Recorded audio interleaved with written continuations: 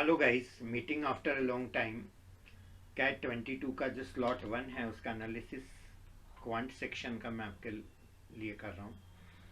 So first of all जो questions हमारे पास हैं उन क्वेश्चंस में से एक एक करके हम लोग क्वेश्चंस चूज करते जाएंगे, उनको सॉल्व करते जाएंगे। तो मैं सबसे पहले ये जो कोऑर्डिनेट ज्योमेट्री का क्वेश्चन है इसको मैं सॉल्व कर रहा हूँ। ABCD is a parallelogram such that the coordinates of its three vertices ABC are 1, 1, 3, 4 and -2, 8 respectively. Then the coordinates of the vertex D are. तो यहाँ पर गाइज मैं आपको पहले बता देना चाहूँगा कि पैरेललोग्राम का डायग्राम बना लेते हैं।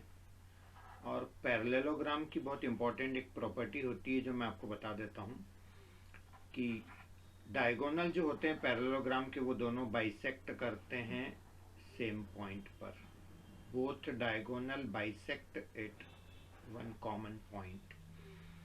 तो यहाँ पर पैरेललोग्राम के जो वर्टाइसेस हैं, ए वाला पॉइंट है 1,1 ले लेता हूँ मैं, ये बी वाला पॉइंट है मेरा 3,4, सी वाला पॉइंट है -2,8 और डी वाले पॉइंट के कोऑर्डिनेट नहीं पता तो मैं एक्स वाई लिख देता हूँ, हमें वो पता करने हैं। तो यदि मैं बोलता हूँ कि ए और सी जो लाइन है AC, इसका मिड पॉइंट क्या होगा, तो मिड पॉइंट फार्मूले से ये 1 और -2 इन दोनों का सम करो और आधा कर दो, तो ये आ गया -1/2, ये जो सेकंड पॉइंट है यानी कि y कोऑर्डिनेट 1 + 8/2 यानी कि 9/2, ये इन दोनों का मिड पॉइंट हो गया। इसी तरह से इन दोनों का मैं मिड पॉइंट निकालूंगा तो ये मेरा बनेगा 3 + x/2, 4 + y/2 और ये दोनों सेम पॉइंट को रिप्रेजेंट कर रहे हैं कोऑर्डिनेट। इसका मतलब ये पहला वाला पहले वाले के इक्वल होगा, दूसरा वाला दूसरे वाले के इक्वल होगा। तो ये हो जाएगा हमारा 3 + x/2 will be equal to -1/2। 2 से 2 मेरा कैंसिल हो गया, सो 3 + x इक्वल टू -1। तो गाइज मेरा x इक्वल टू -4 बन गया, यानी कि मेरा x कोऑर्डिनेट -4 होगा, जो कि मुझे एक ही ऑप्शन में दिख रहा है। राइट गाइज, चलिए अब मैं क्या बोलूँ इस क्वेश्चन के लिए, हर बच्चे को कर लेना था यार, ये तो 10th क्लास का मुझे लगता है NCERT का क्वेश्चन है। एग्जैक्टली बिल्कुल वैसा का वैसा ही क्वेश्चन है ये, बिल्कुल। तो इससे ज़्यादा इजी तो हम एक्सपेक्ट कर ही नहीं सकते थे कैट जैसे एग्जाम के अंदर। तो बहुत इजी सेट था ये, सबसे इजीएस्ट मैं इसको बोल दूंगा तो भी चलेगा। आगे बढ़ते हैं guys. The number of ways of distributing 20 identical balloons among 4 children such that each child gets some balloons but no child gets an odd number of balloons is। किसी भी बच्चे को ऑड नंबर ऑफ बलून नहीं मिलने चाहिए। तो मैं एक काम करता हूँ कि 20 बलून को 4 बच्चों में मेरे को डिवाइड करना है। सपोज करो मैं पहले बच्चे को देता हूँ X बलून, दूसरे को Y, तीसरे को Z और चौथे को W। तो ये चारों का टोटल मेरा आना चाहिए 20। बट क्वेश्चन में ये दिया है कि each child gets some balloons, मतलब किसी को 0 नहीं मिलना चाहिए, हर एक को कुछ तो मिलना ही चाहिए। और कोई भी बच्चा ऐसा नहीं होना चाहिए जिसको ऑड नंबर ऑफ बलून्स मिले, इसका मतलब सबको इवन नंबर ऑफ बलून्स मिलने चाहिए। तो मैं मान लेता हूँ कि जो मेरा x है वो किसी नंबर का डबल है, तभी तो इवन बनेगा। ये 2b है, ये 2c है, ऐसा मान लेते हैं इसको, और ये मेरा ट्वाइस d है। तो इन सब का टोटल भी मेरे को क्या मिल जाएगा 20। इसका मतलब a + b + c + d में 2 से डिवाइड करता हूँ तो मुझे मिलेगा 10। तो यदि 4 नंबर का टोटल मुझे 10 मिलता है और उनमें से कोई भी 0 नहीं होना चाहिए, है ना, क्योंकि यदि मैं किसी को 0 कर दूंगा तो उसका डबल भी 0 हो जाएगा और कोई नंबर 0 हो नहीं सकता।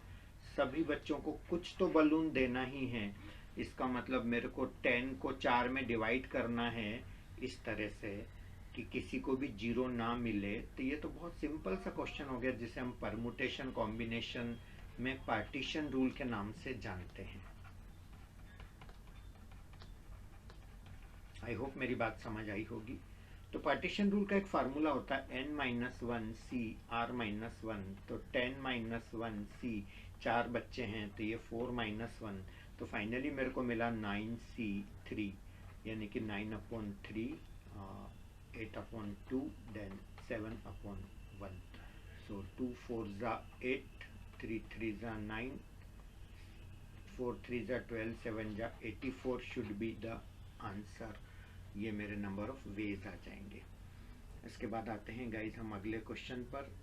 ये भी बहुत इजी क्वेश्चन था, नेचुरल नंबर से एक्स वाई जेड, और क्वेश्चन में दिया है x y plus y z equal to 19, और दूसरी इक्वेशन दी है y z plus x z equal to 51, then the minimum possible value of x y z. X y z का minimum possible value क्या होगा वो हमको फाइंड करना है। अब यहाँ पर देखिएगा गाइज, मैं y को कॉमन ले लेता हूँ तो अंदर मेरे को x प्लस जेड मिला, और ये मेरा बनता है 19। अब दो नंबर का प्रोडक्ट 19 है, 19 एक प्राइम नंबर है, तो दो चीज़ें हो सकती है, y इक्वल टू 1 और x plus z equal to 19। या तो ऐसा होगा या फिर ऐसा होगा कि y 19 हो और x प्लस जेड हो 1। ये तो हो नहीं सकता y 19 और x प्लस जेड 1, क्योंकि दो नेचुरल नंबर का सम 1 नहीं हो सकता, और x y z natural number question में बोला है, तो पक्का हो गया y को 1 लेना है यहाँ पर और x प्लस जेड को 19 लेना है। आई होप इतनी बात समझ आ गई होगी। फिर आगे बढ़ते हैं, हमारे पास एक इक्वेशन और है। इस इक्वेशन में z कॉमन लेता हूँ तो अंदर आता है y plus x equal to 51। z मैंने कॉमन ले लिया, y plus x equal to 51। अब फिर यहाँ पर दो चीज़ें होंगी, z को 51 लेके y प्लस एक्स को 1 ले लें, वो तो हो ही नहीं सकता, y plus x natural number, दो नेचुरल नंबर का सम 1 तो हो नहीं सकता, पक्का है। तो एक केस तो मेरा ये बनेगा कि y प्लस एक्स को 51 ले लें और z को 1 ले लेते हैं। अच्छा, y को तो 1 लेना ही है हमको, तो y को मैं 1 लेता हूँ तो x कितना आ जाएगा, 50 आ जाएगा। तो x 50, y 1, z 1, ये मेरे नेचुरल नंबर्स हैं जो दोनों कंडीशन को सेटिस्फाई करेंगे। करेंगे क्या कि इसमें भी डाउट है हमको, मुझे तो उसमें भी डाउट लग रहा है, क्योंकि x 50 हो ही नहीं सकता यहाँ पर, क्योंकि x में 50 लेता हूँ तो ये 50 प्लस z 19 कैसे हो सकता है, z मेरा नेगेटिव हो जाएगा। तो ये मेरा x 50 लेकर के मैं z 1 लेता हूँ, तो ये भी मेरा ये इस वाली कंडीशन को सेटिस्फाई नहीं करेगा। इसका मतलब ये सब जो सोच रहे हैं ये भी गलत है, तो इसका मतलब फिर क्या सही होना चाहिए, अपन सोच के देखते हैं। 51 3 और 17 का मल्टीप्लिकेशन होता है, तो हम ऐसा भी तो कर सकते हैं कि z को हम 3 ले लें और y प्लस एक्स को हम 17 ले लें, या फिर हम ऐसा भी कर सकते हैं कि z को हम 17 ले लें और x प्लस वाई को हम 3 ले लें।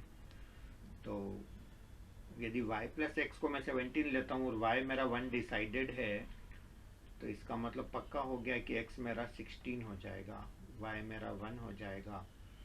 और यदि मैं ये वाला केस को कंसिडर करता हूँ कि z को 17 लेता हूँ और x प्लस वाई को 3 लेता हूँ, तो y 1 है मेरा, तो x मेरा 2 हो जाएगा, y मेरा 1 है ही। तो ये मेरा एक्स वाई जेड का एक पॉसिबिलिटी बनी और ये एक्स वाई जेड की एक और पॉसिबिलिटी बनी।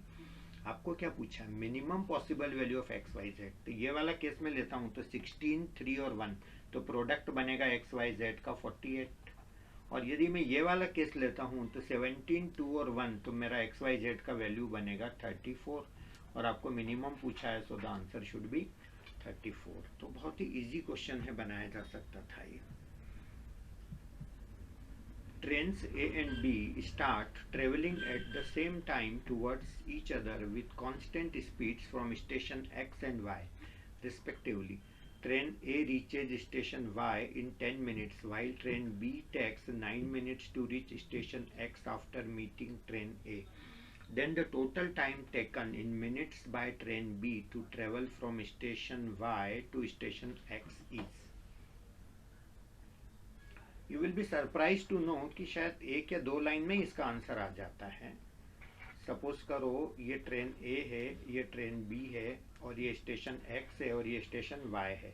तो जो ए ट्रेन है वो इधर जा रही है और बी ट्रेन इधर आ रही है, और क्वेश्चन में बोला है कि ट्रेन ए को वाई पहुंचने में 10 मिनट लगते हैं, यानी कि 10 मिनट टोटल टाइम है इस ए ट्रेन के लिए पूरा ट्रेवल करने में उस डायरेक्शन में।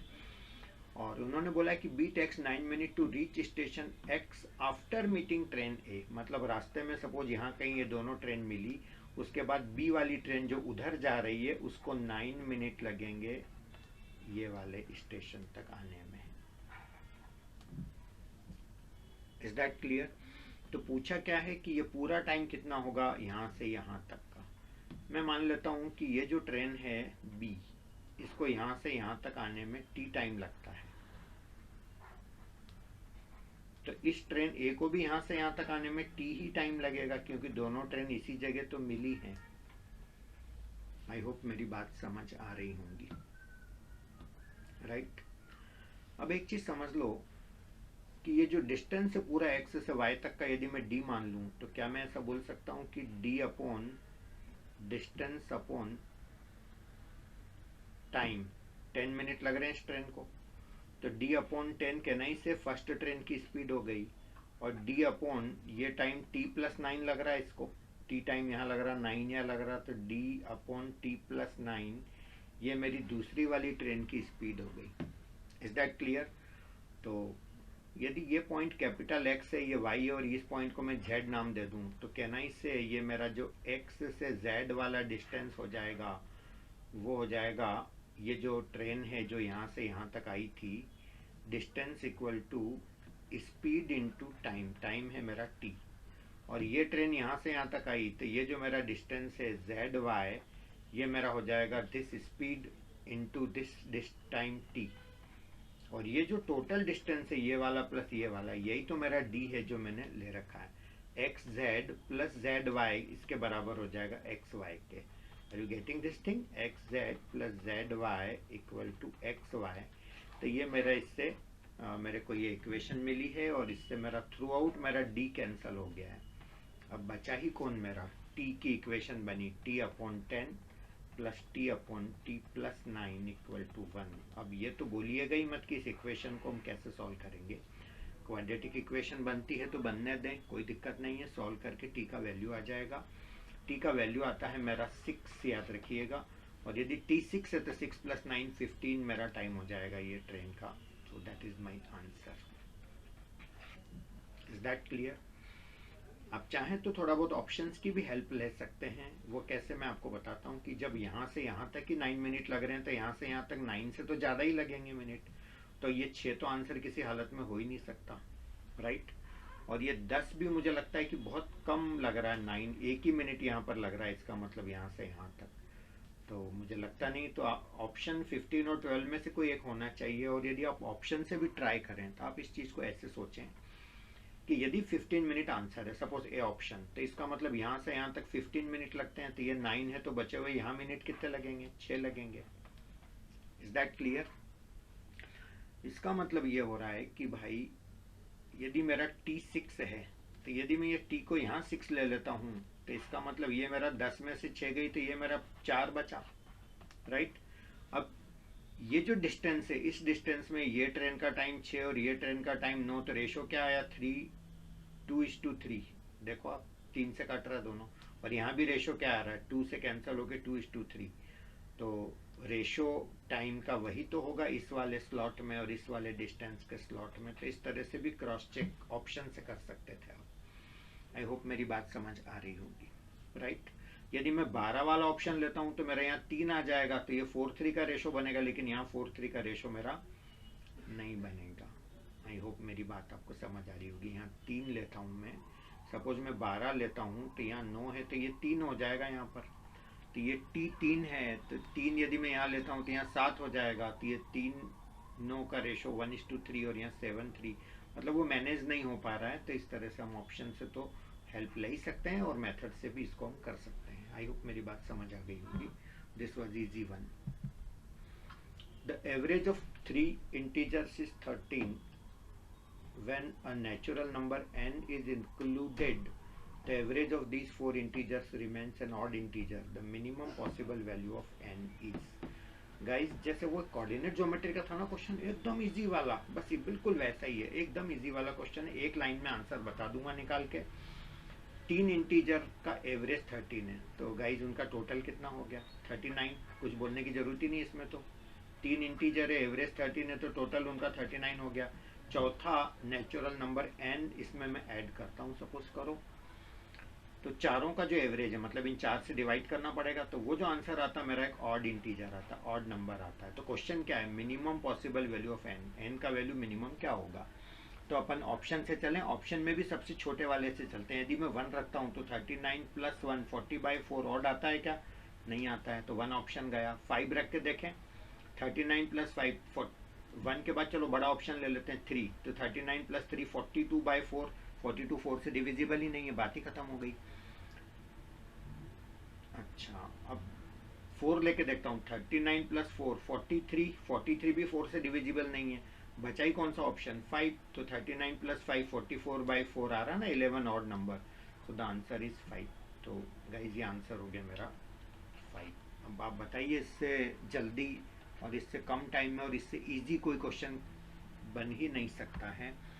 आप बहुत अच्छे से प्रैक्टिस करें इन चीज़ों की। अरे वाह, एक और अच्छा सा क्वेश्चन आ गया। Pinky is standing in a queue at a ticket counter. Suppose the ratio of the number of persons standing ahead of Pinky to the number of persons standing behind her in the queue is 3:5. If the total number of persons in the queue is less than 300, then the maximum possible number of persons standing ahead of Pinky is. Suppose करो Pinky यहाँ खड़ी है और Pinky के आगे ahead जो लोग हैं और जो पीछे लोग हैं उसके पीछे, उनका रेशो है 3:5, यानी 3x लोग पिंकी के इधर खड़े हैं आगे और 5x लोग पिंकी के पीछे की तरफ खड़े हुए हैं, ऐसा। इसका मतलब ये हुआ कि 3x तो ये, 5x ये और एक खुद पिंकी, तीनों का टोटल 300 से कम होना चाहिए। क्वेश्चन में बोला है total number of person in the Q is less than 300। इसका मतलब यह हुआ कि 8x + 1 should be less then 300, यानी कि 8x should be less then 299, यानी कि x should be less then 299 divided by 8। और 299 को गाइज मैं 8 से डिवाइड करता हूं तो मुझे क्या मिलेगा, 8 3 = 24, बचा 5 59, 8 7 = 56, 39 पॉइंट समथिंग मिलेगा, राइट। वो कुछ भी लिख दो यहाँ पर, समथिंग वो y लिख दो तो भी चलेगा। अब x का वैल्यू 37 पॉइंट समथिंग से छोटा है, तो x मेरा होगा तो इंटीजर, फ्रैक्शन में तो हो नहीं सकता। तो 37 पॉइंट समथिंग से जस्ट छोटा इंटीजर मेरा 37 होगा, यानी कि मुझे x मिल गया 37, तो मेरा 3x हो जाएगा, 3 × 37, 111 लोग यानी पिंकी के आगे खड़े हैं। अब खुद बताओ यार किस चीज का क्वेश्चन बोलेंगे अपन, रेशो प्रोपोर्शन का। अरे वाह, इतना इजी वो भी। Next question, the largest real value of a for which the equation x + a mod के अंदर है ये, plus x - 1 = 2 has an infinite number of solutions for x is.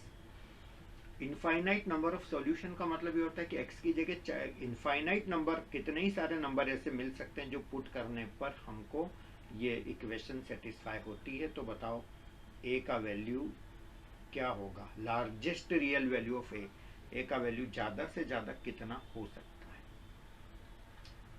ठीक है गाइस, ऑप्शन से करके देखते हैं। यदि मैं -1 लेता हूँ ऑप्शन, तो ये मेरा बनेगा x - 1 प्लस x - 1 = 2। अब यदि मैं x को 0 लेता हूं तो मेरे को ये 2 मिल जाता है, 0 - 1 ये, इसमें मेरे को 2 मिल जाता है। और सोच के देखते हैं इसमें 2 और कब मिलेगा। एक तरह से ये ऐसा हो गया, ट्वाइस मॉड x - 1 = 2, तो 2 से 2 कैंसिल हो गया, तो मॉड x - 1 = 1 हो गया एक तरह से। तो 0 पे तो ये हो ही रहा है सेटिस्फाई, इसका मतलब x - 1 मेरा +-1 हो गया, तो x का वैल्यू एक तो 2 हो जाएगा और एक वैल्यू हो जाएगा 0, यानी सिर्फ 2 वैल्यू हैं जो इसको सेटिस्फाई करेंगे। a का वैल्यू मैं -1 लेता हूँ तो, जबकि हमें तो इनफाइनाइट वैल्यू चाहिए। इसका मतलब ये हुआ कि ये -1 तो मेरा आंसर हो नहीं सकता। एक बार 0 ट्राई करके देखता हूँ। एक्स ए की जगह 0 रखना है, तो मॉड एक्स ही हुआ plus x minus 1 equal to 2। अब मेरे को 2 लाना है इसका वैल्यू। अब आप सोच के देखें इसका वैल्यू मैं 2 कैसे लाऊं। एक्स को अपन 0 रखते हैं तो ये 0 और ये 1 1 आ रहा है। एक्स को मैं 2 रखता हूँ तो ये 2 और 1 3 आ रहा है। मतलब ऐसा मैं क्या रखूं कि एक्स को मैं 0 पे भी नहीं आ रहा है, 1 पे भी नहीं आ रहा है, 0.5 रखूं तो 0.5 माइनस 1.5 तो भी नहीं आ रहा, 1.5 रखूं तो 1.5 तो ये बनेगा 1.5 माइनस 1.5 बनेगा। ओके, यहाँ पर 2 आ रहा है, कहाँ पर आ रहा है, x इक्वल टू 1.5 पर आ रहा है। और सोच के देखते हैं और कहाँ पर 2 आ रहा है।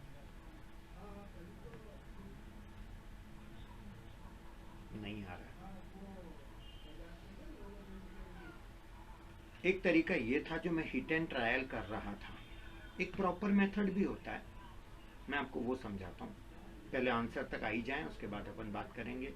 यदि मैं सी ऑप्शन लेता हूँ 1, तो 1 लेता हूँ तो मुझे मिलेगा मॉड के अंदर x प्लस 1 प्लस मॉड के अंदर x minus 1 equal to 2।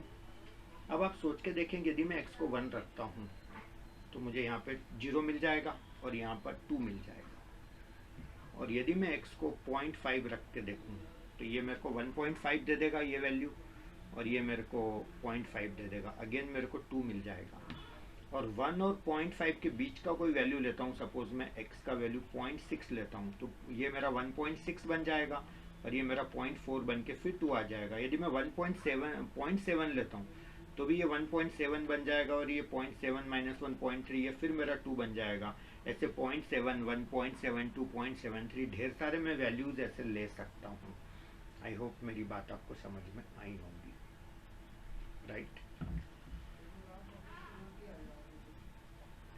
Minus 0.5 यदि मैं x का वैल्यू लेता हूँ तो क्या आएगा वो भी रख के देख लेते हैं। तो माइनस 0.5 प्लस 1 तो ये मेरा आ जाएगा 0.5 और ये माइनस 0.5 माइनस 1 यानी कि 1.5 अगेन 2 आ रहा है। यानी ढेर सारे वैल्यूज मेरे को मिल रहे हैं इनफाइनाइट जो इसको सेटिस्फाई कर रहे हैं। तो मेरा a का वैल्यू आया 1, यानी 1 इसको सेटिस्फाई कर रहा है। अब एक और ऑप्शन है 2, क्योंकि उन्होंने लार्जेस्ट बोला था, हमको सारे ट्राई मानने चाहिए। अब 2 वाला ऑप्शन भी यदि मैं देखता हूँ लेके, तो ये मेरा बनेगा मॉड के अंदर x प्लस 2 प्लस मॉड के अंदर x माइनस 1 इक्वल टू 2। और यदि मैं 2 लेता हूँ और अब मैं सोचता हूँ कि ये 2 आ जाए, तो 2 लाने के लिए x को मेरे को 0 लेना पड़ेगा। तो यदि मैं 0 लेता हूँ तो ये मेरा 2 बना और ये मेरा 1, ये तो नहीं आ रहा, 2 सेटिस्फाई ही नहीं हो रहा है। माइनस 1 लेता हूँ तब भी नहीं हो रहा है ये, तो मुझे लगता नहीं माइनस 2 पे हो गया, नहीं होगा। मतलब ये तो सेटिस्फाई ही नहीं हो रहा है 2 वाली चीज़, तो मतलब पक्का हो गया कि आंसर 1 होना चाहिए। ये सब मैं जो कर रहा था ना, ये हिट एंड ट्रायल था। एक प्रॉपर मेथड भी होता है जो मैं सिखाता हूँ बच्चों को कई बार। एक नंबर लाइन बना लो। यदि मैं x प्लस ए को 0 के इक्वल करूंगा तो x इक्वल टू क्या आएगा, माइनस ए।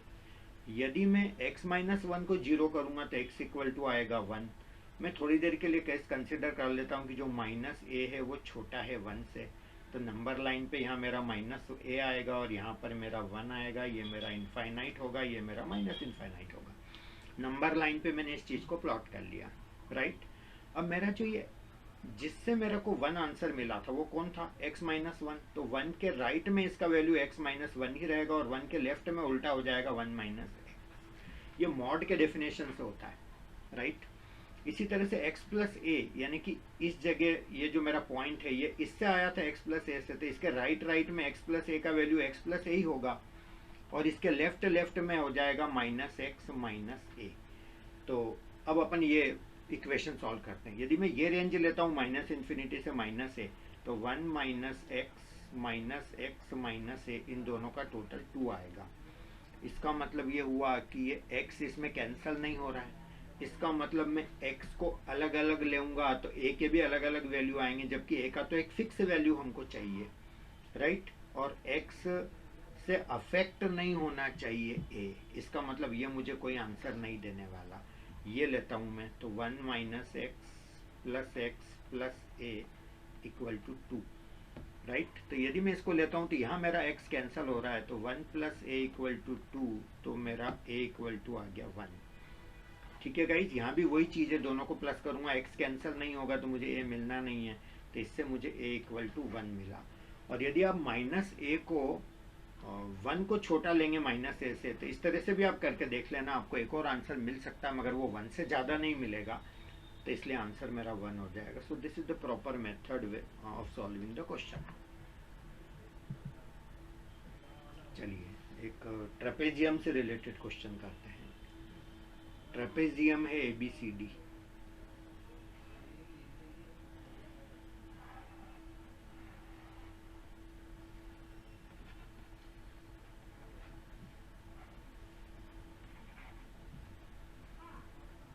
पूरा पढ़ने के बाद ही डायग्राम बनाए हम, शायद सही बना पाएंगे फिर, है ना। इसके अंदर दिया इन्होंने AD parallel to BC, okay, और BC है 3 और AD बड़ा है, और क्या दिया है, पेरीमीटर ट्रेपेजियम का 36 है और BAD 90 डिग्री है। ओके, यदि मैं इसको BC ले लूँ, AD इसको ले लूँ, तो ABCD हो जाएगा और ये 90 डिग्री है और ये ऐसा है। ओके, अब मैं फेयर डायग्राम यहाँ पर बना लेता हूँ, है ना, पूरी पिक्चर क्लियर हो गई। अब ये ऐसा ट्रेपेजियम है, A B C और D, और ये एंगल है 90 डिग्री। अब उन्होंने दिया BC 3 है तो ये मेरा 3 हो गया, और AD 8 है तो ये मेरा 8 हो गया। पेरीमीटर 36 है, मतलब ये सारी बाउंड्रीज का टोटल 36 है, तो इसका एरिया निकालना है। अब मैं यहाँ से काम करता हूँ, इसे परपेंडिकुलर डाल देता हूँ, इसको मैं x मान लूँ तो ये भी मेरा x हो जाएगा, राइट। अच्छा, ये 3 है तो ये 3 हो जाएगा, तो ये 8 में से 3 गई तो ये मेरा 5 हो जाएगा, ठीक है। और ये मेरा हो जाएगा, पेरीमीटर कितना दे रखा है 36, तो 36 में से 8 और 3 और x ये सब चले जाएं, 36 माइनस 8 माइनस 3 माइनस x, यानी कि 25 माइनस x मेरा ये हो जाएगा। आई होप बात समझ आई होगी। तो 25 माइनस x मेरा हाइपोटेन्यूज हो गया। अब मैं यदि पाइथागोरस थ्योरम लगाता हूँ तो x का square plus 25 equal to 25 minus x का होल स्क्वायर बनेगा। तो ये मेरा बन जाएगा x square plus 25 equal to 625 plus x square minus 50x। तो x स्क्वायर से x स्क्वायर मेरा कैंसिल हो गया, तो 50x मेरा आ गया 600।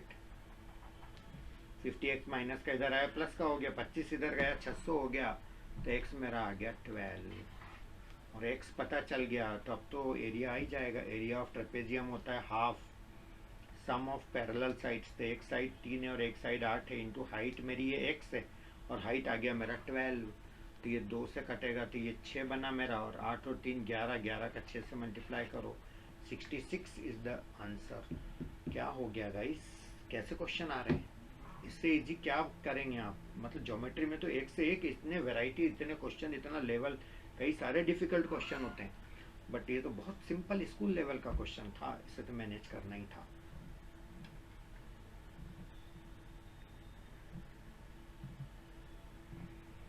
For any real number x, so let x be the largest integer less than or equal to x if summation n equal to 1 to capital N 1 by 5 plus n by 25, और ये result मुझे दिया हुआ है 25, तो capital N का value कितना होगा, दैट इज माय क्वेश्चन।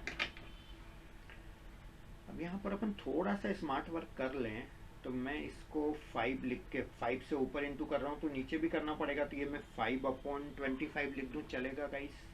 अब मैं इसी को लिख सकता हूँ summation n equal to 1 to n, और ये मेरा बनेगा 5 plus small n divided by 25। Is that clear guys.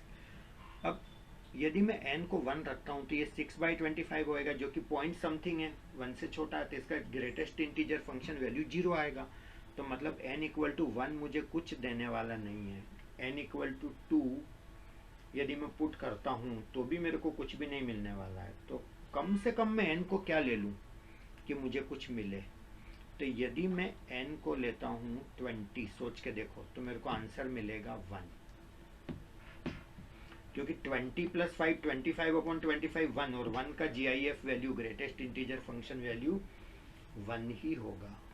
इसी तरह से मैं 21 रखता हूँ तब भी मुझे 1 मिलेगा, क्योंकि 21 + 5 26/25 1 पॉइंट समथिंग बनता है, उसका GIF अगेन 1 हो जाएगा। n को 22 रखता हूँ तब भी मेरे को 1 मिलेगा। तो कहाँ तक 1 मिलेगा? ज़्यादा ही ज़्यादा, सोच के देखो, 44 तक, क्योंकि 44 + 5 49 होता है।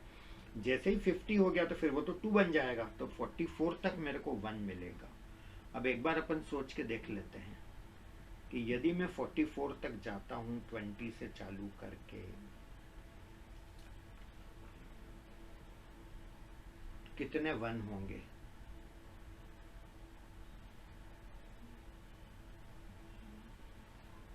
44 तक जा रहे हैं, और स्टार्ट ही 20 से करा, मतलब शुरू के 19 तो अपन ने लिए ही नहीं, तो 4 - 9 + 5 25 नंबर हो गए ये।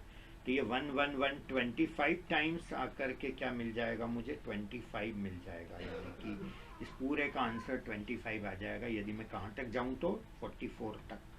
तो ये कैपिटल N मेरा मतलब 44 हो गया, यहीं तक जाना है मेरे को, है ना? जहाँ तक जा रहे हैं वही तो आपका कैपिटल N है। I hope that is clear. और ये n = 1 से 19 तक तो मेरे काम के ही नहीं है, क्योंकि मुझे 0 ही आंसर देने हैं वो सब। तो कहाँ तक जाना है, that is my answer which is 44।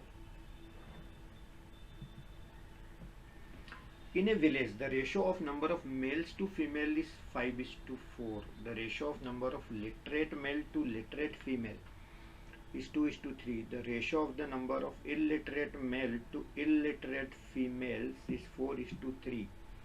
If 3600 males in the village are literate, then the total number of females in the village is. अब सबसे पहले तो अपन एक बात समझ लें कि मेल फीमेल का रेशियो क्या है? 5:4।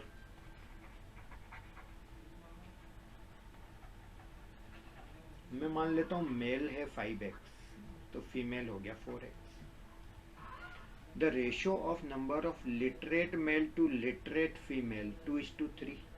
लेकिन मेरे को 3600 मेल लिटरेट है, ये क्वेश्चन में दिया है, इसका मतलब 3600 मेल विलेज में लिटरेट है। तो लिटरेट की यदि अपन बात करें तो लिटरेट में मेल फीमेल का रेशो है 2:3, और 3600 मेल लिटरेट है, मतलब मेल जो लिटरेट है वो 3600 है, तो फिर फीमेल का भी पता चल जाएगा लिटरेट कितनी है। 2 को काय से इंटू करें 1800 से तो 3600 होता है, तो इसको भी 1800 से करें तो 5400 आ रहा है।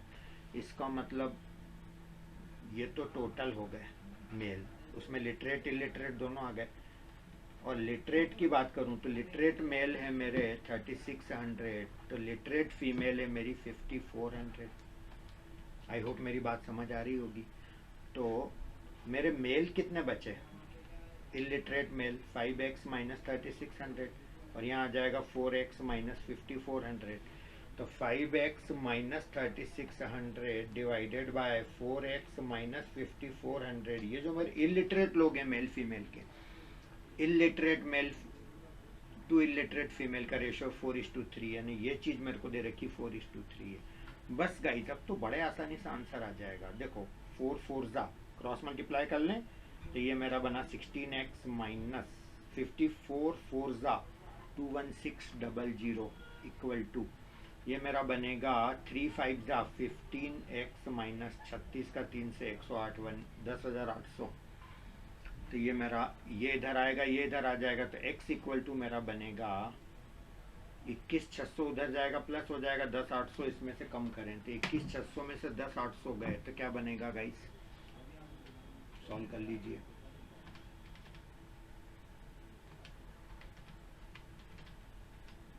$10,800 बना, तो x का वैल्यू 10,800 आ गया। और आपको पूछा क्या है?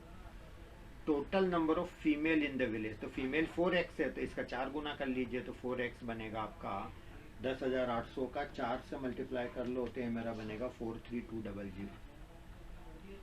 बहुत इजी क्वेश्चन था गाइस, सारे क्वेश्चन एक से एक ऐसा लग रहा कितना इजी पेपर था। Amul buys 110 kg of syrup and 120 kg of juice. Syrup is 20% less costly than juice per kg. He sells 10 kg of syrup at 10% profit and 20 kg of juice at 20% profit. Okay, mixing the remaining juice and syrup, Amal sells the mixture at 308.32 per kg and makes an overall profit of 64%. Then Amal's cost price for syrup in rupees per kg is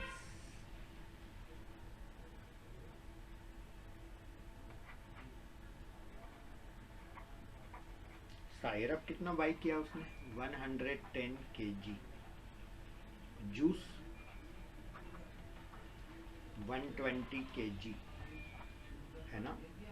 अच्छा, जो सायरप है उसका price juice का जे लिख देता हूँ, इससे 20% कम है, मतलब ये 100 है तो ये 80 है, यही मतलब होता है 20% कम का मतलब।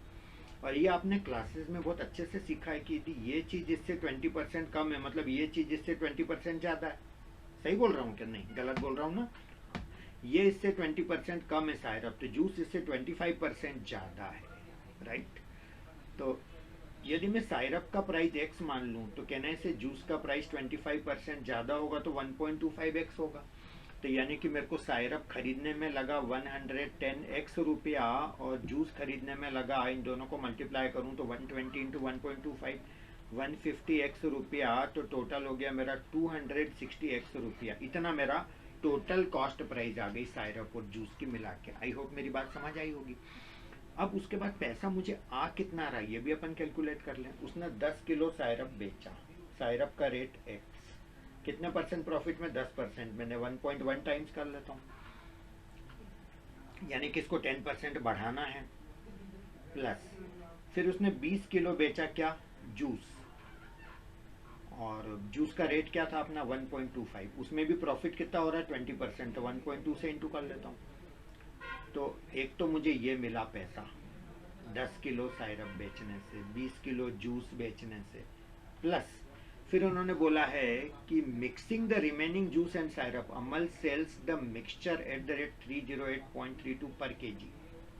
ओके, मतलब जो बचा कुचा उसने इस रेट में बेचा। अब बचा कुचा है कितना, 10 किलो ये गया, 20 किलो ये गया, टोटल था मेरा 230 किलो, उसमें से 30 किलो गया, तो 200 किलो उसने बेचा इस रेट से 308.32, यानी कि इतना रुपया टोटल आया। और गया कितना, -260x गया। तो ये हो गया मेरा SP, ये हो गया मेरा CP, तो ये मेरा SP माइनस CP प्रॉफिट हो गया, और प्रॉफिट अपॉन कॉस्ट प्राइस यानी कि 260x, और ये मेरा रिजल्ट है 64%। This is given in the question. तो अब आपको करना ही क्या है, इसको सॉल्व करके x निकालना है गाइस। तो आप इसे सॉल्व कर लीजिएगा। x का वैल्यू आई थिंक 160 आना चाहिए। 160 क्या, cost price of syrup in rupees per KG, 160 rupees per KG syrup का प्राइस है। Is that clear guys. तो इस तरह से ऐसे क्वेश्चंस को अपन सॉल्व करेंगे।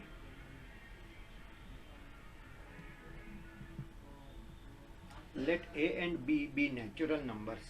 और इससे इजी क्या बना सकते थे question, a square plus A B plus A equal to 14, और a और b यदि नेचुरल नंबर है तो मतलब बहुत बड़े बड़े नंबर तो हो नहीं सकते, क्योंकि इन तीनों का टोटल ही जब 14 आ रहा है उसमें भी एक नंबर पे स्क्वायर लगा है।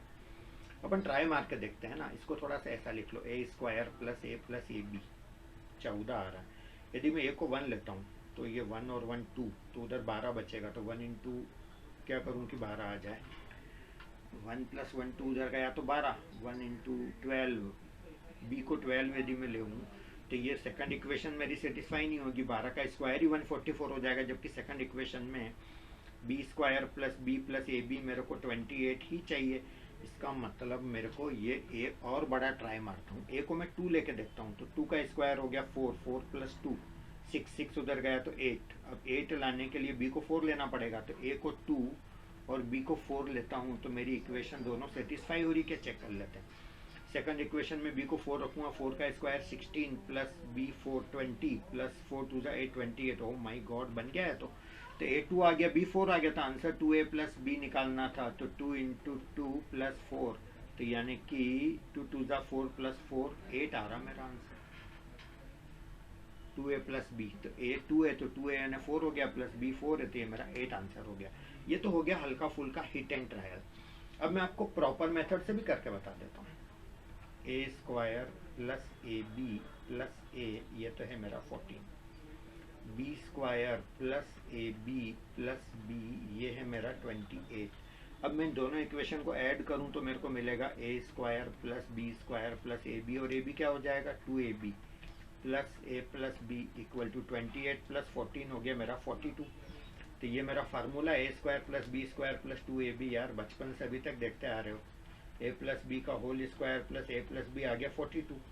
इसका मतलब किसी चीज का स्क्वायर और वो खुद दोनों का टोटल 42 है। ऐसा कौन सा नंबर होता है जिसका स्क्वायर में वो खुद जोड़ दें तो 42 आता है? 6 होता है गाइस, ये तो छोटा सा नंबर है, ऐसे ही समझ आ रहा है। तो 6 स्क्वायर 36 प्लस 6 42 होता है, यानी कि ए प्लस बी मेरा 6 आ गया गाइस। आई होप मेरी बात समझ आई होगी। जैसे मैंने ऐड करा ऐसे इन दोनों इक्वेशन को मैं सब्ट्रैक्ट करता हूँ तो मुझे क्या मिलता है वो भी देख लो आप। A square minus b square, ये माइनस करूंगा तो ये कैंसिल हो जाएगा, plus A minus B equal to 14 minus 28 तो माइनस 14 आ जाएगा। तो इसके दो टुकड़े हो जाएंगे, A minus B, A plus B plus A minus B equal to minus 14।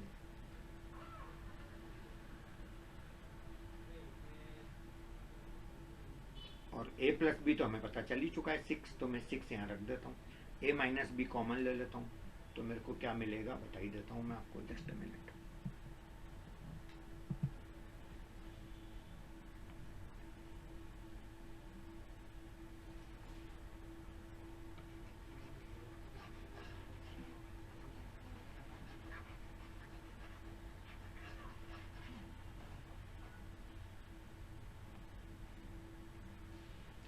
देखिए a प्लस बी तो मेरा 6 है, तो a minus b multiplied by 6 plus a minus b मेरा बना माइनस 14। तो ये मेरा बनेगा 6 टाइम्स a माइनस बी और a माइनस बी हो गया 7 times a minus B equal to minus 14। 7 से कैंसिल होगा तो 2 जा, और माइनस को इधर मल्टीप्लाई करो तो b माइनस a आ गया मेरा 2, दोनों तरफ माइनस से इंटू कर दिया, तो ये उल्टा हो गया a माइनस बी का b माइनस है, और ये माइनस 2 का 2 हो गया। और b और a का टोटल अपन ऑलरेडी ला चुके हैं 6 है, तो अब तो हो ही गया गाइस 2b इक्वल टू 8, तो b इक्वल टू क्या आ गया 4, और b 4 है तो a 2 हो गया, और a और b दोनों आ गए तो वही वैल्यू आ जाएगी मेरी 2a प्लस b की 8। तो बहुत ईजी क्वेश्चन था गाइस, हिट एंड ट्रायल से भी हो रहा है, सॉल्व करने पे भी हो रहा है। Alex invested his savings in two parts. The simple interest earned on the first part at 15% per annum for 4 years is same as the simple interest earned on the second part at 12% per annum for 3 years. Then the percentage of his savings invested in the first part is. Alex ने अपनी saving को दो part में divide करा। मान लो पहला part है मेरा x और दूसरा पार्ट है मेरा y, तो पहले साल का इंटरेस्ट बनेगा, पहले पैसे का इंटरेस्ट बनेगा P इंटू आर, रेट है 15, टाइम है 4 साल। दूसरे पैसे का इंटरेस्ट बनेगा Y इंटू रेट है 12, टाइम है 3 साल। और क्वेश्चन में दिया है दोनों इंटरेस्ट इक्वल है, तो 100 से 100 कैंसिल हो गया मेरा, तो ये मेरा बना 4 से फिर कैंसिल हो जाएगा ये तो 3, और ये 3 से कैंसिल होएगा तो 5, तो फाइनली बना 5x इक्वल टू 3y। तो इसका मतलब ये हुआ कि x और y का जो रेशियो है वो आ रहा है x upon y equal to 3/5। इसका मतलब ये हुआ कि 3:5 का रेशियो है, मतलब पहले वाला इन्वेस्टमेंट यदि 3 है तो दूसरा वाला 5 है। और उन्होंने पूछा क्या है, percentage of saving invested in first part. यदि टोटल सेविंग है 8 तो उसमें पहला है 3, तो परसेंटेज हो गया 3/8 इंटू 100, 1/8 होता है 12.5%, तो 3/8 हो गया मेरा 37.5%। That is the answer. तो इससे इजी क्या होगा गाइस, इसमें तो कुछ कंपाउंड इंटरेस्ट की भी बात नहीं बोली है, सिर्फ और सिर्फ सिंपल इंटरेस्ट की बात बोली है। और जल्दी करना सिखा देता हूँ मैं इसी चीज को, और जल्दी बिल्कुल सिंपल तरीके से।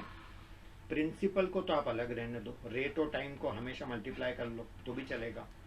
अब रेट और टाइम, इधर रेट 15 और टाइम 4 है तो 15 4 जा 60, और ये रेट और टाइम इधर आ रहा 12 और 3 का 36, तो रेट और टाइम का रेशो आ रहा 60:36।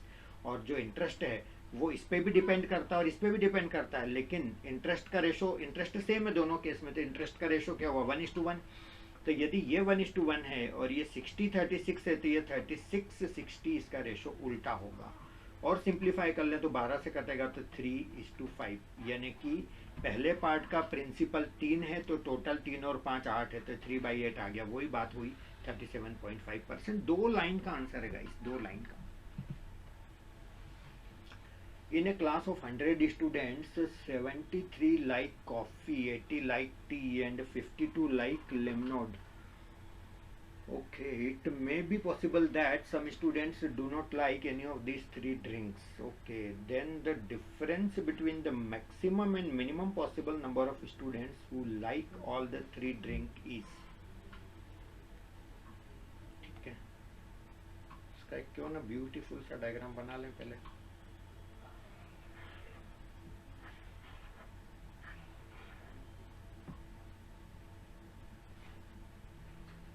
मान लो ये स्टोरी है,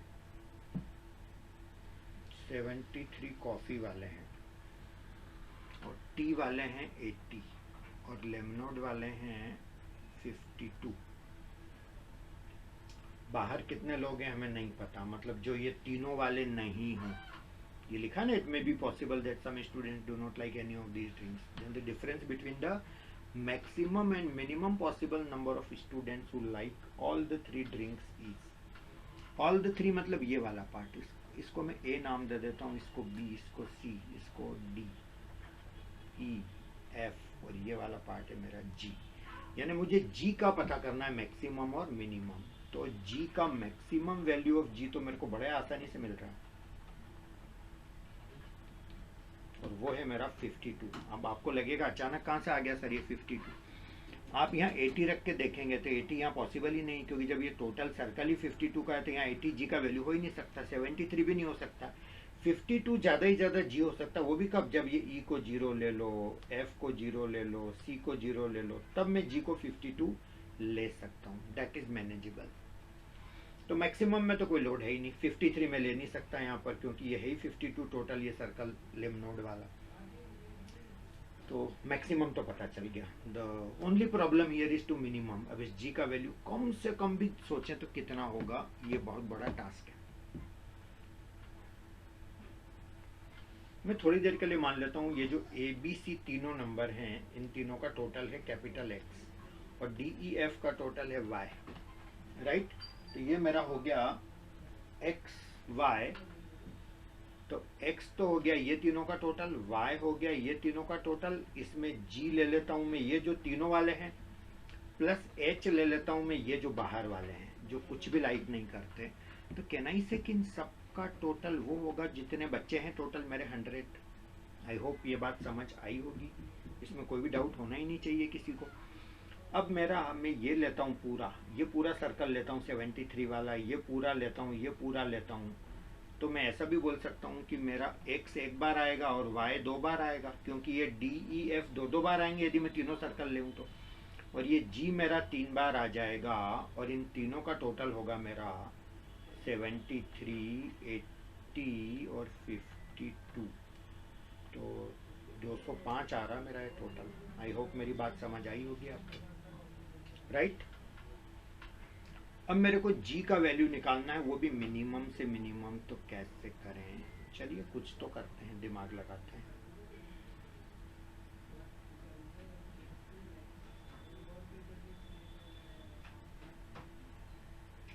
इसको डबल करके देखते हैं तो क्या मिलेगा मेरे को, 2x plus 2y plus 2g plus 2h equal to 200।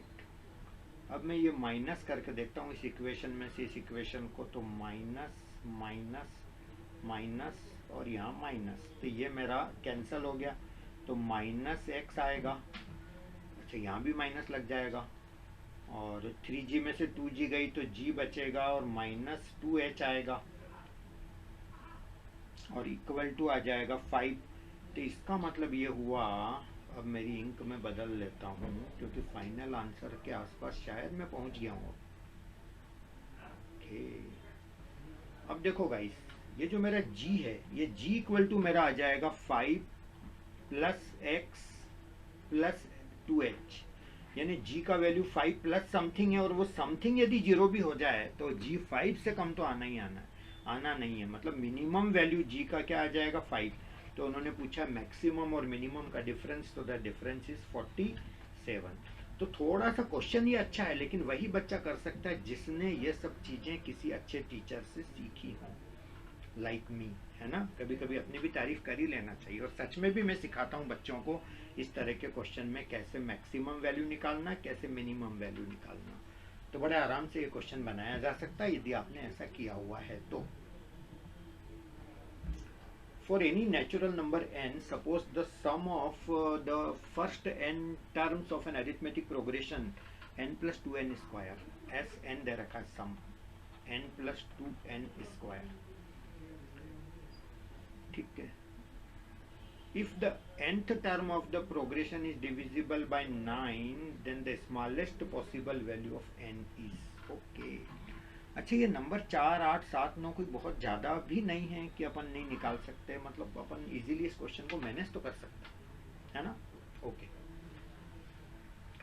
यदि मैं 1 रखता हूँ तो S1 क्या मिलेगा, n को 1 रखता हूँ 3 आ रहा है, और 2 रखता हूँ n को, तो 2 मेरा बनेगा 2 स्क्वायर 4, 4 2 ज़ा 8 प्लस 2 10 बनेगा। S1 बोलो या फर्स्ट टर्म बोलो एक ही बात होती है, और S2 बोलो या A1 प्लस A2 बोलो एक ही बात होती है। तो A1 यदि 3 है, मेरा पता चल चुका है, तो पहला टर्म सीरीज का 3 है, और ये A1 यदि 3 है तो A2 मेरा 7 हो जाएगा, क्योंकि टोटल 10 है, तो ये मेरा दूसरा टर्म 7 हो गया, राइट। तो इसके आगे के टर्म तो बड़े आसानी से मुझे मिल जाएंगे, 3 और 4 7, 7 और 4 11, तीसरा टर्म आ गया 15। अब मैं चाहता हूं कि जो भी इसका टर्म है वो किससे डिविजिबल हो, 9 से। ये क्वेश्चन में दिया है, ये 9 से डिविजिबल है क्या, नहीं है, नहीं है, नहीं है। जब तक 9 से डिविजिबल नहीं आया मुझे लिखते जाना है। 15 के बाद 4 4 बढ़ाते जाओ, 19, ये भी नहीं है। 4 बढ़ाओ 23, ये भी नहीं है। फिर 4 बढ़ाओ 27, यस, ये 9 से डिविजिबल है। कौन सा नंबर का टर्म आया, 1 2 3 4 5 6 7th टर्म आ गया आंसर, आंसर इज 7। यानी इस सीरीज का 7th टर्म 9 से डिविजिबल होगा। My god, good.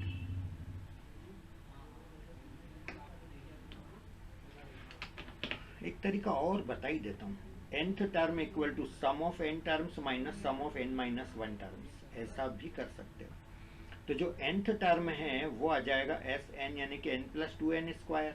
इसमें से माइनस करेंगे Sn माइनस 1, यानी कि जहाँ जहाँ n है वहाँ n माइनस 1 कर दो, तो n minus 1 plus 2 into n minus 1 का होल स्क्वायर। ऐसा करके आप Tn लेके आ जाना ना, ये भी एक तरीका है। फिर उसके बाद n में पुट करते जाना, 1 2 3 देखते जाना कहाँ पर आ रहा है 9 से divisible. So that may happen, ऐसा भी कर सकते हो। पर मेरे को लगता है इतना सब करने के बजाय ये जो मैंने अभी बताया है दैट इज बेस्ट यार, यही कर लो। All the vertices of a rectangle lie on a circle of radius capital R. If the perimeter of the rectangle is P, then the area of the rectangle is। अरे यार guys, 10th class का कोई भी बच्चा वो भी बना लेगा इसको, तो मैं सोचता हूँ। सर्कल यदि है और रेक्टेंगल के वर्टाइसेस यदि सर्कल पे हैं, तो भाई मेरे वो बनेगा ही कैसे, ऐसे ही बनेगा और क्या, है ना। इसका मतलब इस रेक्टेंगल का जो डायगोनल होगा वही तो इसका सर्कल का डायमीटर होगा। ये इसका सेंटर सर्कल का कहीं होगा, ये कैपिटल आर इसकी रेडियस है, राइट। ये लेंथ को एल ले लेते हैं, ब्रेड्थ को बी ले लेते हैं। तो क्वेश्चन में क्या दे रखा है, रेडियस कैपिटल आर ले लिया मैंने, और पेरीमीटर दे रखा है कैपिटल पी। ओके, पेरीमीटर होता है twice of length plus breadth, तो वो हो गया मेरा capital P. Oh my God, तो इसका मतलब लेंथ प्लस ब्रेड्थ हो गया मेरा p बाय 2। और उन्होंने क्या पूछा, एरिया ऑफ द रेक्टेंगल, यानी कि लेंथ इनटू ब्रेड्थ पूछा है। ओके, अच्छा मैं ये भी लिख सकता हूँ पाइथागोरस से l square plus B square, है ना, बेस स्क्वायर परपेंडिकुलर स्क्वायर का सम इक्वल टू 2r का होल स्क्वायर, यानी कि 4r स्क्वायर। आई होप मेरी बात समझ आई होगी, right.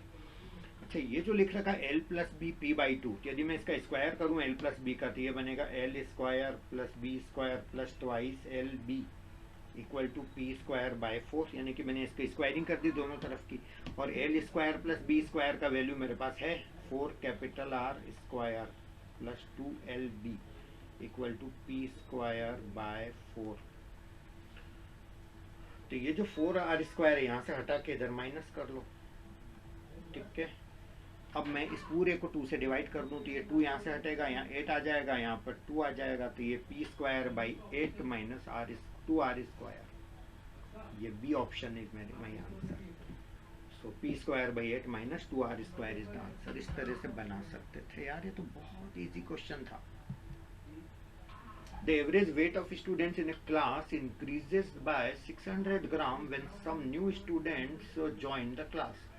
If the average weight of the new students is 3 kg more than the average weight of the original students, then the ratio of the number of original students to the number of new students. Guys, मैं कई बार बच्चों को बताता हूँ, number of student हमेशा quantity होती है और उनका वेट, उनकी एज, उनके मार्क्स, उनकी इनकम वगैरह वगैरह, ये सब होती है क्वालिटी।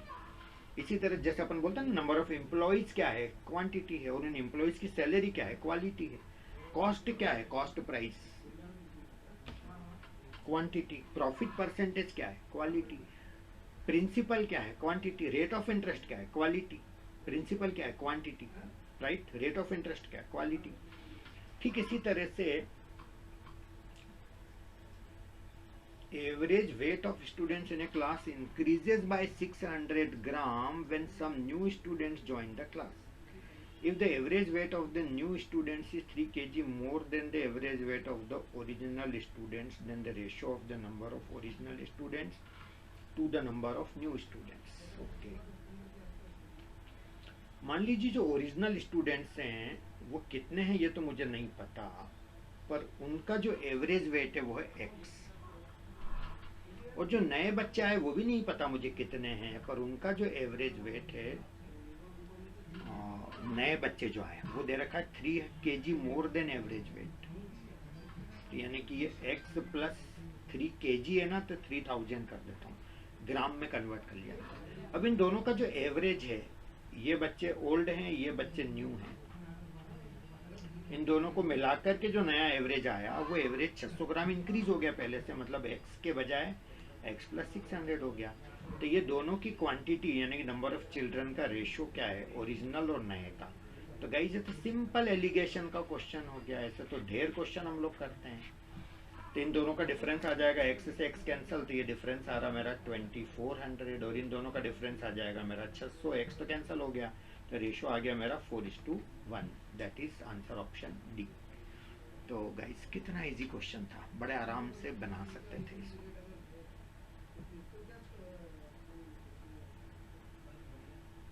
ठीक है गाइस, इसी क्वेश्चन को अपन वेटेड एवरेज का फार्मूला लगा करके भी कर सकते थे। मान लो ओरिजिनल स्टूडेंट है x और उनका एवरेज वेट है w, तो ये उनका टोटल वेट हो गया। फिर जो नए स्टूडेंट आए हैं वो सपोज करो y, और उनका जो एवरेज है वो 3 ज्यादा है, 3 किलो, तो 3000 ग्राम कर देता हूँ, राइट। अब जो बच्चे हो गए टोटल वो हो गए x प्लस वाई, तो इन सब का जो नया एवरेज है वो पुराना एवरेज जो w था उससे 600 ग्राम ज़्यादा है। तो ये पूरी इक्वेशन को सॉल्व करेंगे तो x और y का हमें रेशो मिल जाएगा, तो उससे भी आंसर आ जाएगा। तो कंफर्टेबल लगे तो आप ऐसा कर सकते हो, या कंफर्टेबल लगे तो ऐसा कर सकते हो। किसी को हो सकता है लग रहा हो कि यहाँ पर आंसर कैसे आ जाएगा, 3 वेरिएबल दिख रहे हैं, x दिख रहा है, y दिख रहा है, w दिख रहा है गाइस। तो गाइज x w तो कैंसिल हो जाएगा, उसकी चिंता नहीं करें बिल्कुल। y w भी यहाँ आ रहा है, यहाँ पर भी y w आएगा, वो कैंसिल हो जाएंगे सारे और हमें आंसर मिल ही जाएगा, राइट गाइज। तो इसको हम ऐसे मैनेज कर सकते हैं। Let a be the largest positive integer that divides all the numbers of the form 3 power k plus 4 power k plus 5 power k, इसको मैं डिवाइड कर रहा हूँ a से, ठीक है। और एक ये चीज़ है 4 पावर के 3 इंटू 4 पावर के प्लस 4 पावर के प्लस 2। उन्होंने बोला है कि b is the largest positive integer that divides all the numbers of the form this,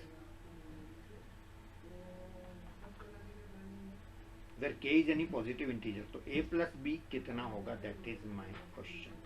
ठीक है ठीक है ठीक है ठीक है। अब k के लिए क्या बोला है, k यानी पॉजिटिव इंटीजर, तो k पॉजिटिव इंटीजर है तो कम से कम 1 तो होगा ही होगा। यदि मैं कम से कम 1 भी लेता हूँ तो ये मेरे को बनेगा 3 प्लस 4 प्लस 5, यानी कि मेरे को 12 मिल रहा है ना, जो कि इवन नंबर है और जो 2 से पक्के से डिविजिबल होगा, राइट। मतलब 2 से तो पक्के से डिविजिबल ये तो हो रहा है, पर अपन ये सोचो मैं k को कुछ भी लूंगा, odd number power anything odd ही आना है, even number power anything even ही आना है, odd number power anything odd ही आना है। Odd plus even plus odd हमेशा इवन ही मिलना है, यानी यहाँ चाहे जो भी आए 2 से तो पक्के से डिविजिबल होगा ही होगा, यानी a का वैल्यू लार्जेस्ट 2 पॉसिबल है जो हमेशा डिवाइड हो जाएगा। बाकी केस में k के केस में मैं पक्के से नहीं बोल सकता, जैसे k को 2 लेता हूँ तो 3 स्क्वायर मेरा 9 बना, 4 स्क्वायर मेरा 16 बना, 5 स्क्वायर 25 बना, तो टोटल मेरा 50 आ गया। अब 50 2 से डिविजिबल होगा ये पक्के से बोल सकता हूँ मैं, 3 से नहीं होगा, 4 से नहीं होगा, कई सारे से नहीं होगा, बट 2 से तो हर एक केस में होगा, चाहे k कुछ भी ले लो। तो this is the largest number which always divides. ठीक इसी तरह से इसके बारे में सोचते हैं, तो इसको मैं ऐसे लिखता हूँ 4 पावर के 3 इंटू 4 पावर के प्लस 4 पावर के मल्टीप्लाइड बाय 4 स्क्वायर। तो 4 पावर के कॉमन ले लूँ तो 1 प्लस 3 प्लस 4 स्क्वायर 16, तो ये मेरा बनेगा 4 पावर के इंटू 20। अब k को कम से कम मैं 1 भी ले लूँ तो मेरे को ये 80 तो मिलना ही मिलना है, मतलब ये नंबर मेरे को 80 से तो डिविजिबल होएगा ही होएगा।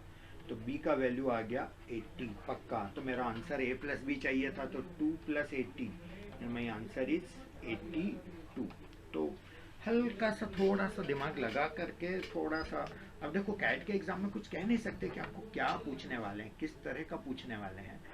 आप इसे इजी बोलो, ट्रिकी बोलो, टफ बोलो, बट कुछ बच्चे तो ऐसे कर ही सकते, तो मैं सबकी नहीं बोलता।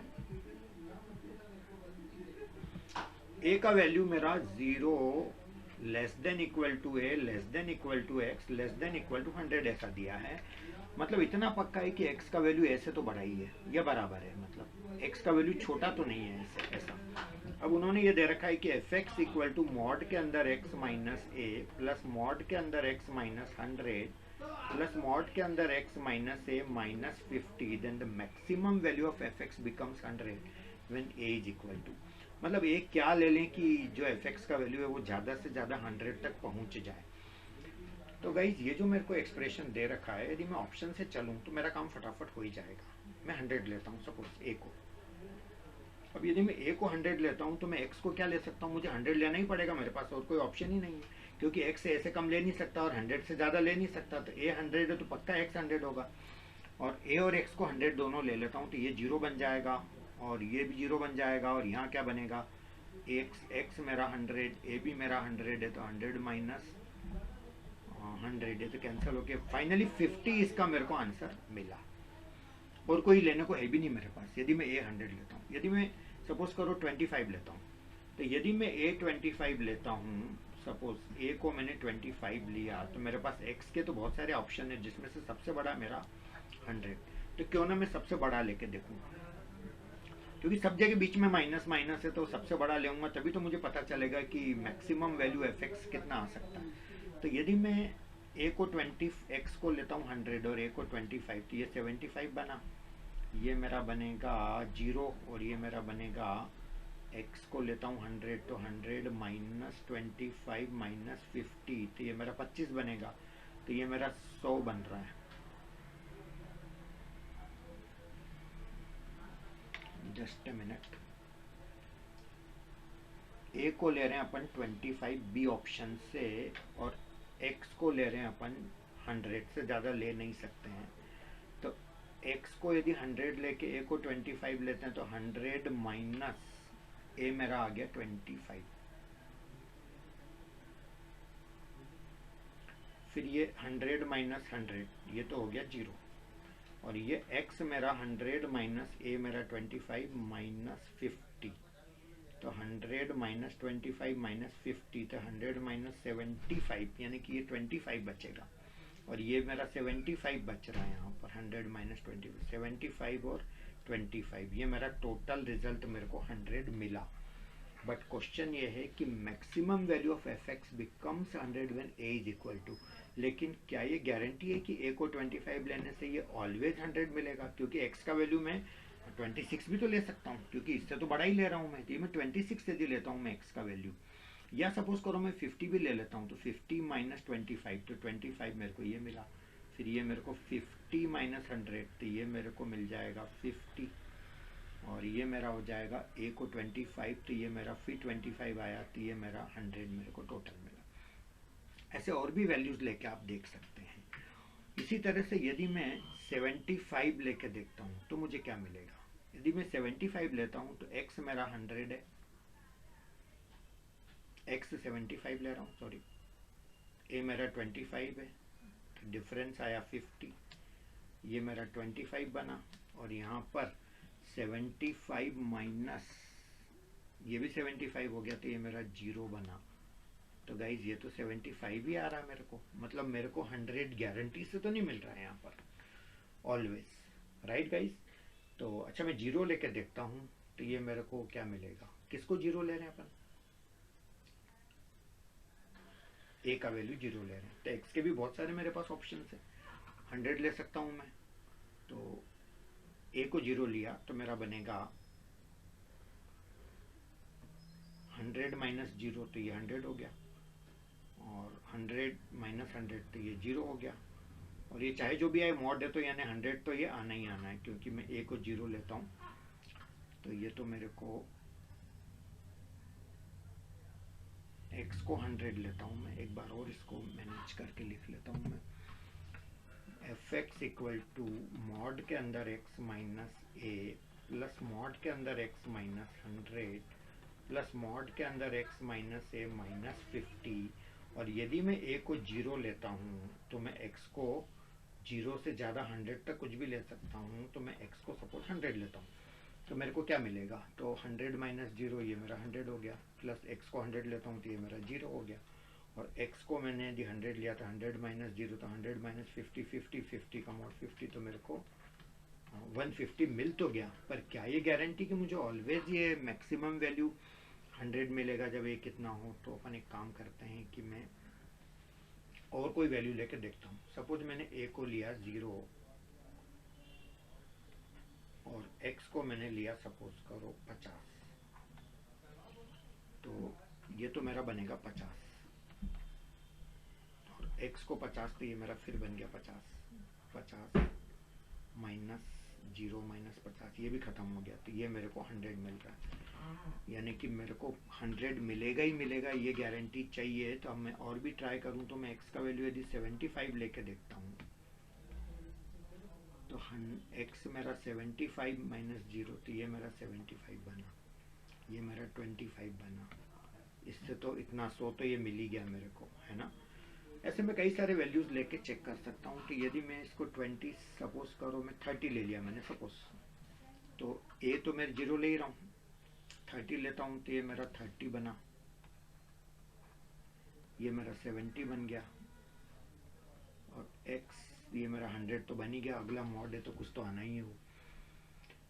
तो सवाल ये है कि मैं क्या लेऊं कम से कम, क्या गारंटीड आंसर इसका होना चाहिए? Maximum value of f x becomes 100 when a is equal to, मतलब a को अपन क्या ले लें कि उसका जो मैक्सिमम वैल्यू है फंक्शन का वो 100 बन जाए। अब आप देखो यहाँ एक कहीं अपने को मैक्सिमम क्या आ रहा है, कहीं पे क्या आ रहा है, एक जगह 150 भी आया था, तब अपन देखते हैं कि मैक्सिमम 100 कब आएगा, जब a को अपन क्या ले लें। अब आप ऐसा सोचो, f x equal to mod के अंदर x माइनस ए, मॉड के अंदर x माइनस 100, मॉड के अंदर x माइनस ए माइनस 50। अब देखो यदि मैं x का वैल्यू 50 लेता हूं तो मैं a का वैल्यू ज़्यादा ही ज़्यादा 50 ले सकता हूं, और कम से कम मैं 0 ले सकता हूं। यदि मैंने x को 50 लिया और यदि मैंने x को 50 लिया और a को भी 50 ले लिया तो ये चीज़ मेरी 0 बन जाएगी। फिर x को 50 लिया तो ये मेरा 50 बन जाएगा। फिर मैंने x और a 50-50 लिया तो ख़त्म होकर फिर 50 बन जाएगा। तो ये जो मेरा वैल्यू है ये मैक्सिमम 100 से ज़्यादा जा ही नहीं पाएगा। आप सोच के देख लो इसको। अब यदि मैं a का वैल्यू यानी कि मैं रेंज इसकी चेंज कर दूं, a की रेंज मेरी 0 ले लूं, सपोज करो मैं a को 0 ले लूं तो x 50 है तो ये मेरा 50 बन गया, और x में ले रहा हूँ 50 तो ये मेरा फिर 50 बन गया, और a को 0 और x को 50 तो ये फिर ख़त्म होकर के 0 हो गया, तो ये मेरा 100 बन गया वापस। यानी कि मैक्सिमम 100 हो रहा है, इससे ज़्यादा जा ही नहीं सकता आपका वैल्यू। Is that clear? क्योंकि ये जो मेरा आ रहा है ये मैक्सिमम 100 आएगा। कब आएगा? जब मैं इसको 50 लूँगा गाइस। ठीक है गाइस। अब सपोज करो मैं 0 और 50 के बीच का कोई वैल्यू ले लेता हूँ 25, वो भी लेके देख लो। तो x को मैं लेता हूँ 50 और a को ले रहा हूँ मान लो 25, तो 25 ये बन जाएगा, ये मेरा 50 बन जाएगा, और ये मेरा x को क्या ले रहा हूँ मैं 50 माइनस 25 माइनस 50 से कट के 25 बन गया, यानी अल्टीमेटली मेरे को 100 ही मिला। तो यदि मेरे को मैक्सिमम 100 लाना है तो मेरे को क्या लेना पड़ेगा? d को 50 लेना पड़ेगा। कुल मिलाकर के this should be less than equal to 100, that is our logic. तो ये 100 से ज़्यादा कभी होना ही नहीं चाहिए।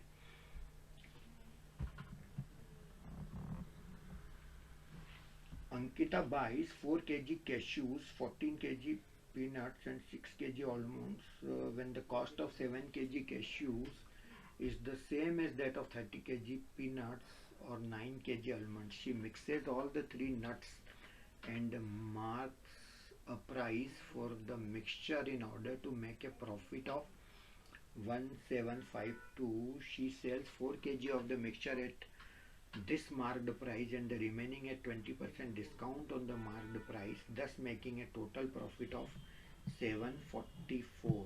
Okay, then the amount in rupees that she had spent in buying almonds is। बहुत अच्छा क्वेश्चन है, थोड़ा सा लेंदी है कैलकुलेशन में। अब देखिए यहाँ पर अपन ने क्या करा कि उसने 4 kg तो खरीदे कैश्यूज, 14 kg खरीदे पीनट्स, तो शॉर्ट में लिख दो पी, और 6 kg उसने खरीदे आलमंड्स। अब कॉस्ट प्राइस की बात करें तो 7 kg cashew equal to same as 30 kg peanuts equal to 9 kg almonds. तो इसका मतलब इनकी कॉस्ट प्राइस का रेशो में निकाल सकता हूँ। इसकी भी ट्रिक होती है, इसको छुपा दो तो ये 9 3 270 इसको छुपा दो तो 63:2, इसको छुपा दो तो 210, ये इनका रेशो आ गया तीनों का। तो इसका मतलब ये हुआ कि पहले वाले की कॉस्ट प्राइस में 270x ले लेता हूँ, इसकी 63x और इसकी 210x ले लेता हूँ, तो तीनों की मेरी कॉस्ट प्राइस आ गई। अच्छा, इसका मैंने 4 किलो लिया कैश्यू, तो इंटू 4 करूँगा तो ये इसकी कॉस्ट प्राइस आ जाएगी। इसमें इंटू करूँगा मैं 14 से और इसमें इंटू करूँगा मैं 6 से, तो ये मेरे को तीनों की टोटल कॉस्ट प्राइस मिल जाएगी 1080x plus 63 into 14 882x plus 1260x। तो ये मेरे को टोटल कॉस्ट प्राइस मिल गई इन सब की, राइट। अब उन्होंने बोला है कि she mixes all the 3 nuts, सबको उन्होंने मिक्स कर दिया और उसके ऊपर क्या प्राइस लगा दिया मिक्सचर के ऊपर कि प्रॉफिट हो जाए 1752 का। इसका मतलब ये हुआ कि मार्क्ड प्राइस पर केजी क्या लगाया होगा, मैं आपको इसकी आइडिया दे देता हूँ। इन सब का टोटल 1080 प्लस 882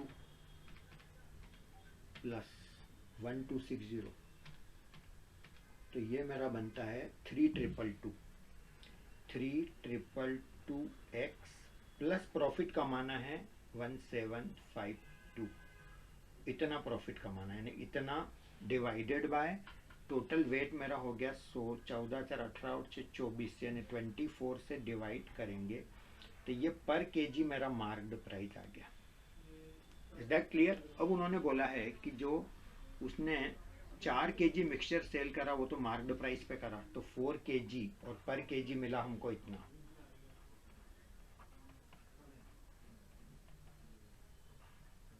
1 किलो का इतना तो 4 किलो का इतना, और बचा 20 किलो। तो बचे 20 किलो को उसने किस रेट से 3222x प्लस 1752/24, इसमें 20% डिस्काउंट दिया, मतलब 80% लिया, यानी इसका 4/5 लिया। Is that clear? यानी कि टोटल इतना पैसा आया, उसमें से कॉस्ट प्राइस माइनस कर दो, कितना पैसा गया, और जो कॉस्ट प्राइस है वो है मेरा 3222x, और ये जो मेरा प्रॉफिट आ रहा है वो आ रहा है 744। आई थिंक ये सारी बातें आपको समझ आई होगी। तो आपको आलमोंड्स कितने के उसने she had spent in buying almonds, तो ये सॉल्व करेंगे तो एक्स का वैल्यू आ जाएगा, और जब आपका एक्स का वैल्यू आ जाए तो आलमोंड्स पे उसने खर्च कितना करा, और आलमोंड्स पे खर्च करा ये नंबर 1260x। तो जब आपका एक्स आ जाए तो 1260x आप निकाल लें, क्योंकि उसने 6 किलो खरीदे और 1 किलो का रेट था 210x।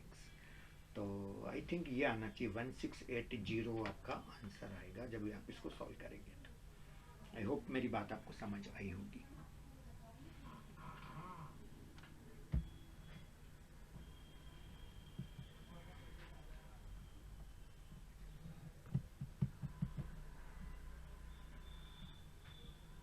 चलिए एक और ले लेते हैं, ये सेट जो बहुत इजी था। A mixture contains lemon juice and sugar syrup in equal proportion. If a new mixture is created by adding this mixture and sugar syrup in the ratio 1:3, then the ratio of the lemon juice and sugar syrup in the new mixture is। देखो एक mixture तो है दोनों का, lemon juice का L लिख देता हूँ, शुगर साइरप का S लिख देता हूँ, 50-50 दोनों है ये। और इसके अंदर उन्होंने मिलाया न्यू मिक्सचर, उसमें ऐड करा, क्या करा, शुगर साइरप, यानी कि only as pure sugar syrup. इन दोनों को उन्होंने मिक्स करा, किस रेशो में करा, 1:3। मतलब ये हुआ कि यदि ये वाला 1 kg लिया तो ये वाला उसने 3 kg लिया, और ये 1 kg में दोनों इक्वल इक्वल है, क्वेश्चन में दिया इक्वल प्रोपोर्शन में मिले हुए हैं। तो जब इन दोनों को मैं मिक्स करूंगा तो यदि ये 1 kg में लेऊंगा तो इसमें लेमन आ जाएगा 0.5 और शुगर साइरप भी आ जाएगा 0.5 kg। मेरी बात समझ आई होगी। और ये तो पूरा का पूरा ही शुगर साइरप है। जब मैं इन दोनों को मिलाऊंगा तो लेमन वाला पार्ट हो जाएगा 0.5 kg और शुगर साइरप हो जाएगा मेरा 3 किलो, तो इधर से आएगा और ये 0.5 इसमें से भी तो आएगा, तो 3.5 kg हो गया। तो इन दोनों का रेशो पूछा है, तो 0.5:3.5 यानी कि 5:35 यानी कि 1:7। अब आप बताइएगा